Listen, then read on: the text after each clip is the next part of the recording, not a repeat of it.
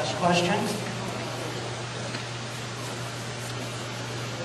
The development of the East Boston Waterfront, numerous projects spanning from the shipyard, Pier 5 Marina, to the Boston East site is one of the keys to the future economic success of this community.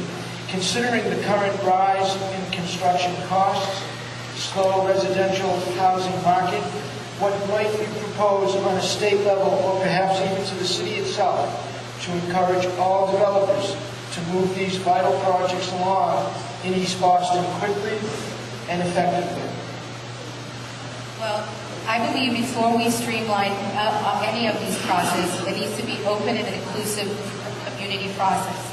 Again, I need to emphasize that any job creation from the development there has to come to East Boston residents. It has to be, living wage, competitive benefits, union jobs.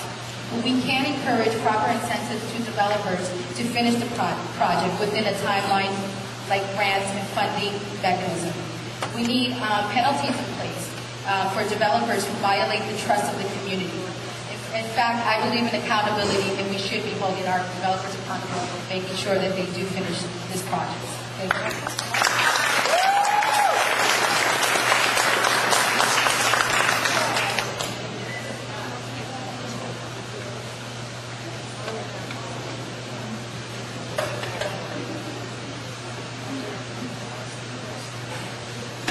The City of Boston receives anywhere between $10 to $12 million a year from mass support, which is put in the general fund.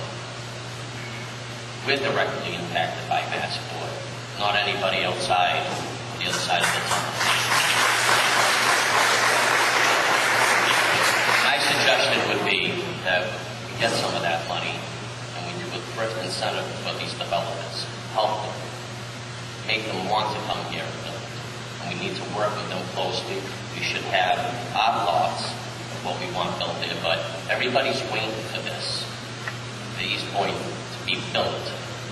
All the other developments, if that goes up, everybody will follow us through with the wind development and all the other developments on the waterfront. But we need to work with these developers, and we have the money to do so.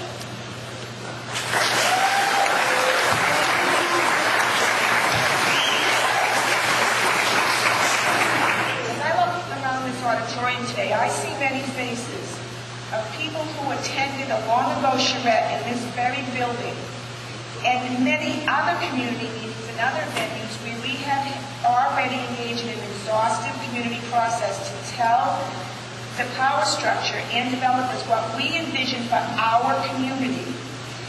So I think if we delay the waterfront projects any longer, it serves us no purpose, it serves the city no purpose, nor does it serve any purpose for the developers who would be losing money if they waited.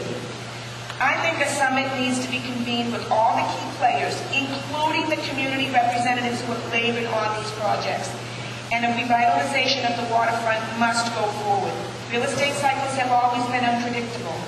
Why not build it as designed so when the upturn does occur, we are positioned well to reap the benefits? Not building and waiting for that upturn will only delay further our emergence as a desired place to purchase or rent on the waterfront. I truly believe East Boston has waited long enough for its turn.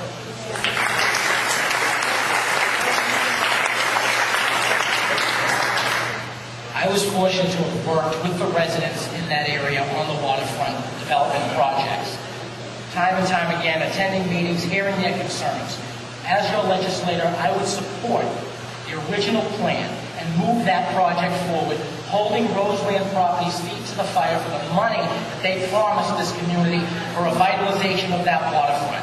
I've been referring to out at House Parties as East Boston being this hidden gem. We've seen Charlestown, we've seen the North End. It's our turn now for our waterfront development. To create jobs, create business, and bring in revenue, and make us move into the future like so many of our other neighborhoods have.